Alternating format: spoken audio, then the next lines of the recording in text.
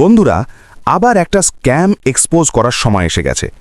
এই স্ক্যামটা এত পুরনো যে জন্মের সঙ্গে সঙ্গে ফ্রি ট্রায়াল শুরু হয়ে যায়। ছোটবেলায় আমরা যখন মাঠে ক্রিকেট ফুটবল খেলতাম, বাবা মা বলতো, এখন খেলছিস কেন, আগে পড়াশুনো কর, পরে খেলাধুলার অনেক সময় পাবি। এই কথাটাই স্ক্যাম। এই স্ক্যামের চক্করে পড়ে অনেকে খুব ভালো করে পড়াশুনো করলো, ভালো জব পেল, সকাল থেকে সন্ধে পর্যন্ত জব করলো, আর খেলাধুলার সময়টা ওই যে পরে ওটা আর এলো না। খেলাধুলা বদলে গেল, এখন খেলে অফিস অফিস, ইএমআই। জব করাটা স্ক্যাম না, স্ক্যামটা হলো ঢপ মারাটা। ছোটবেলায় সোজা করে বলতে পারত, ভালো করে পড়লে জব পাবি, আর পরে খেলাধুলার সময় পাবি না। এত সোজা কথা, মিথ্যে আশ্বাস দেওয়ার দরকার কি ছিল?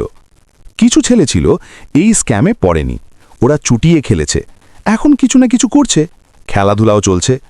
ওদের কোনো বিশাল এক্সপেকটেশন নেই, আর সত্যি কথা বলতে গেলে ওদের এক্সপেকটেশন রাখার দরকারও নেই। প্রবলেম হয়েছে আমাদের মতো মিডল ক্লাস স্টুডেন্টদের। না ঠিক করে পড়েছি, না ঠিক করে খেলেছি, দুটোর মাঝখানে ঝুলেছিলাম। এত বছর কি করেছি নিজেরাও জানি না। এখন জীবন আমাদের সঙ্গে খেলছে, ফুল ফর্মে।